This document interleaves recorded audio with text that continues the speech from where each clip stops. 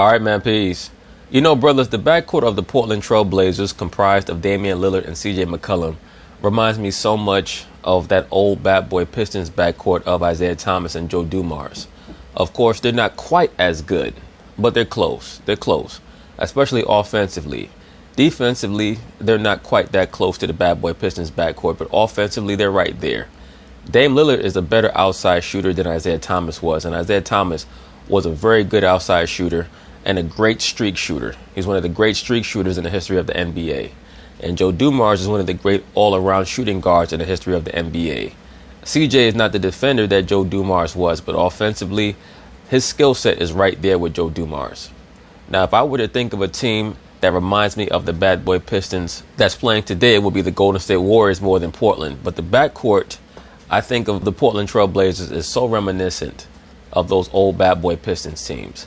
I just don't think that they have the basketball IQ or the grit that it's going to take to win a championship in this era, not without the skilled front court players that those old bad boy Pistons teams had.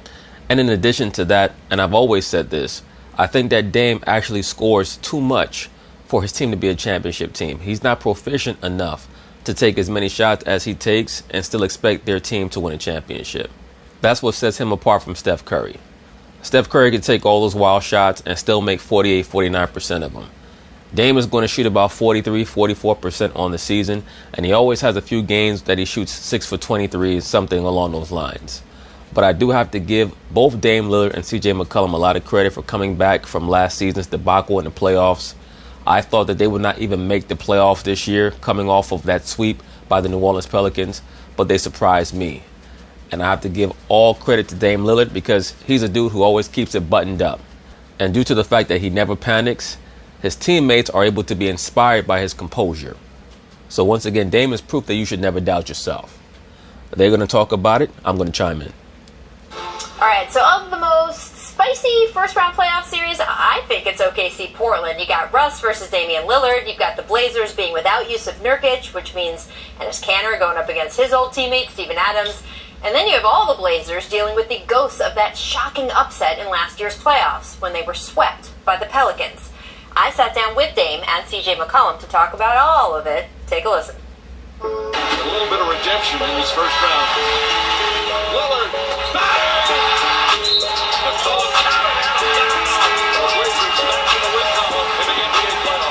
How does winning Game 1 take away some of the sting of last year and move you forward with confidence? Personally, I don't think it'll take it away. I think that winning the game is great, but we're not here to just win games. You know what I'm saying? Well, I think Donovan Mitchell said it best. You know what I mean? We're not here to just try to get a game or try to get out of the series. Like, we got swept last year, and that's on our record forever. This sting is always going to be there, but being able to overcome it, get back to the playoffs, win, advance, it'll... Anthony Davis dunked over Nurkic. Drew Holiday pointed at him. Soften the blow, but I think our goal is to win the series. Yo, Anthony Davis looks just like a damn dinosaur. I think he's related to Chris Bosh. The series, get out of this series, get out of this next series, and keep it moving. It took a crazy series. Anthony Davis is the one eyebrowosaurus. Series of events just to get to this matchup. You had Mo's last second shot in Los Angeles. You had Paul George's last second shot against Houston. Ready to beat. It was written for us to turn out this beat. You guys feel that way?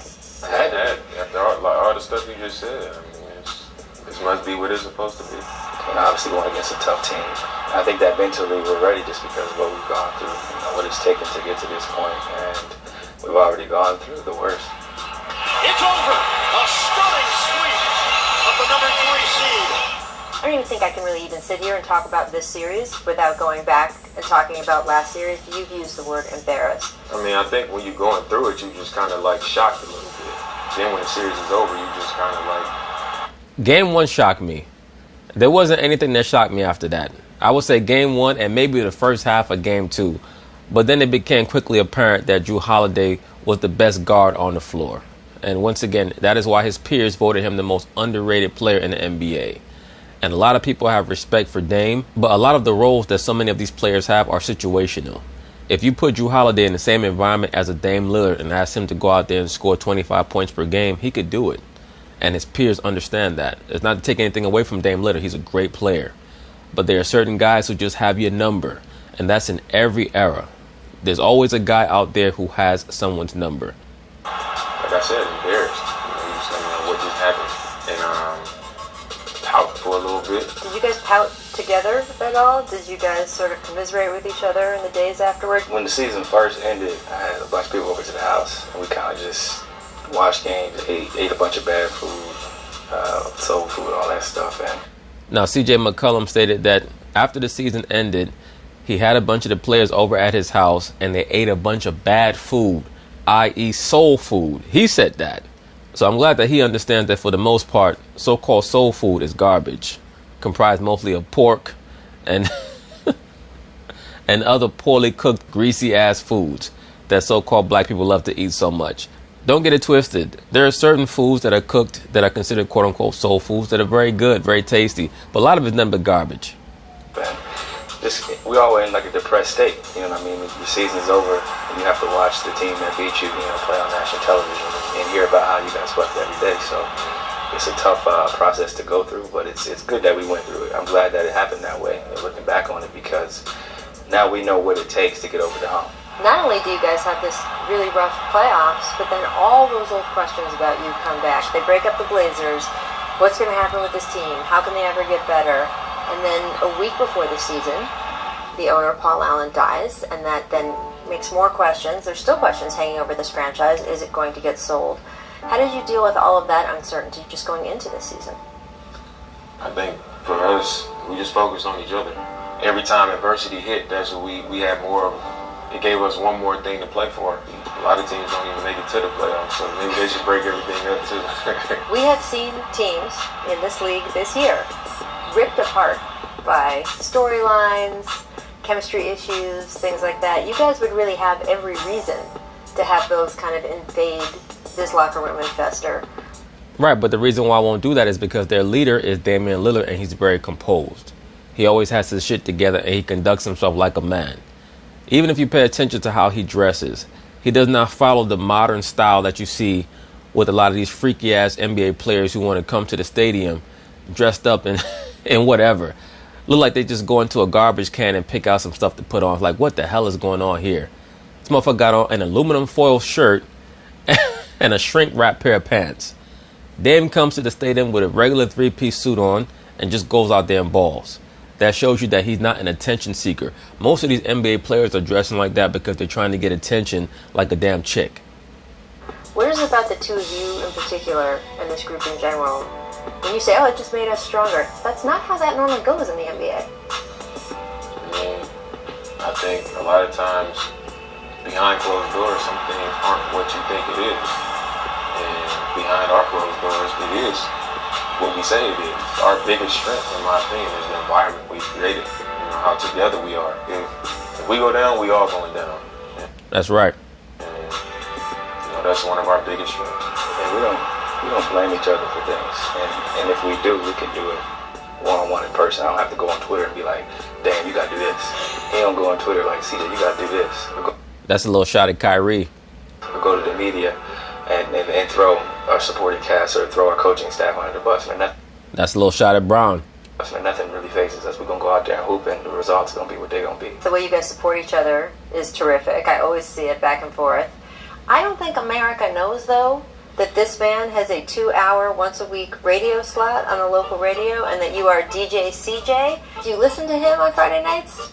I have. I've made requests to get on his playlist before. He's been on there. He's been on my podcast. I know he's been on the pod, yeah. So I didn't know. You gotta support people you care about. I mean, I usually get to see what's spinning sometimes on his Snapchat when I get a private video. I get a private video, like, okay, I can see the direction of where his music is going.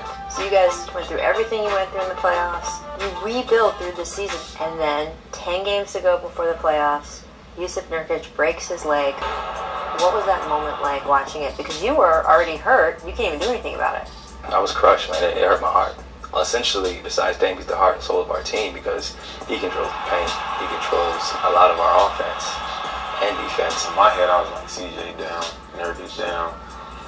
like this happened at the wrong time. And then, by the time he was carted off, I was like, he's gonna be done. We're gonna have to come together a little bit more and figure it out. This franchise does seem cursed in some way. You've got the big men from Bill Walton to Greg Oden, now Nurk. I don't believe in curses. I agree. This franchise just seemed to be cursed. Yeah, I don't believe in curses either, but it is funny how it just always happens. Right? Brandon Roy, our last year, Wesley Matthews. It could just be that you have a poor medical staff. I mean, unless we're talking about some level of celestial curse or biblical curse. I mean, we're talking about a basketball team being cursed. Knock it off. It seems like it's just always something. But you got to be persistent. You got to keep going. You won 8 of your last 10 regular season games. What did you see from him in terms of his leadership and the messaging he had for the rest of the team? No, I think he was just rock solid, like he always is. I always say the captain can't panic. Absolutely. CJ McCollum said the captain can't panic. Absolutely. You know what I mean? Like that's what I tell my mom when we flying or something happens. I look at the captain and the women and the men serving the food, and if they panicking, it's time to panic. You know what I mean? Like on the plane, when there's turbulence, and you look and you're like, okay, this is normal. This happens all the time. When they sit down, they put their seatbelt on. That's when you panic, and he didn't panic. I think that was important for the team to see that. It just was a push that showed so many people who you guys are as you go forward. And now here you are, trying to beat the Thunder without one of your best players. Here we go again. A lot of talking going on. Russell Westbrook likes to make his presence known. That was the one jump shot that Russell Westbrook made against the Portland Trail Blazers, that one that they just showed. He's been a lot more vocal toward you in particular. I don't really. Because Westbrook saw Damian Lillard as a threat. That's why he started to ratchet up all the trash talk, because he looked at Dame Lillard as someone who was coming.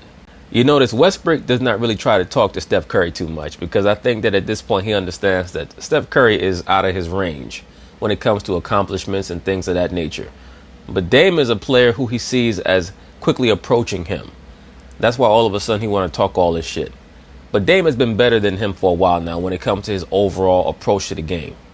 I don't really say much on the court. I don't really have much to say because I'm not moved by trash talk. So I'm just playing. I'm gonna do the same thing regardless. What do you see when you see them working against each other? I think it's funny. It reminds me of the neighborhood, being in the neighborhood hooping. It's gonna be tension. It's gonna be hard fouls. There's gonna be people arguing, facial expressions, gestures. Like that's a natural emotion when you fight for your life. We got swept last year. They ain't been out the first round in a long time either. So there's a lot of tension. There's a lot of anger, animosity at times. I think the good thing is that we were, really excited about getting back. Westbrook played no type of defense. He didn't even get a hand up on that jump shot. Back and redeeming ourselves. So just happy that we had that opportunity again. Thank you so much for Dame and CJ spending some time with me. I know it was so interesting listening to them talk about how controversy has brought them together, Paul, instead of what we've seen from other players. Well, that was their only option. Either the controversy was going to bring them together, or they were going to fracture apart, and it was going to be time for the front office to start trading away players. And McCollum knew that if they were going to start trading away players, he was going to be the first guy to go. I even did a video about this a while back where Stephen A. Smith spoke to CJ McCollum to his face and told him that if he was the one running the Portland Trail Blazers, that he would trade CJ away. Stephen A. Smith said that to CJ McCollum's face. And I agreed with him at the time because I've always been of the notion that Portland has a ceiling because of how they're built. And if they're not willing to make sure that they empower their front court, that means that they're going to have to trade away one of those backcourt guys and bring in a front court player who's already accustomed to being a prominent member of the team and being a prominent scorer. Places. What did you take from that conversation? They developed a great bond together, and They go Paul wearing his Nipsey blue. They've been the two heads of the franchises, and they've been through a lot of heartaches. And been unlucky, and they've been through it together. And so they need this series clearly. Yeah. I felt Dame's pain in that interview. because nobody takes the heat more than him, a guy who's carried this franchise for so many years, and a player who I feel like really doesn't get the credit he deserves as a superstar in this league. Yes, he's made first-team All-NBA. He's not a superstar. He's a star. In order for you to be a superstar, you have to have won at least a regular season MVP and or a finals MVP. NBA second team, but he still doesn't get the credit he deserves. I thought it was interesting what he said about Dame not panicking after the Nurkic injury. And also, let's just have real talk here. With Houston and Golden State on the same side of the bracket, there's a real window here to possibly get to the conference finals. I agree, and I expect Portland to get to the conference finals. Finals for the winner of this series. No disrespect to Houston or to Denver and San Antonio, but I feel like whoever wins this series might be favored in that series. So you have a chance here to make a run, but you know it's going to be a war, and I think they realize that. And if they come back and make a run like that after last year's disappointment, it could be a great step forward for them. Absolutely, and of course on the... They still need another great wing. Portland needs like a great 6'8", 6'9" small forward who they could bring onto their squad and could take a lot of pressure off of Dame and CJ to provide all the scoring. Tobias Harris will be perfect for them as well. I've always stated that Tobias Harris is a player who Golden State should be trying to hone in on should they lose KD. But Tobias would also be a great addition to the Portland Trail Blazers should they not win the championship, which I don't expect them to do, and go into the offseason and want to improve their team. But anyway, peace.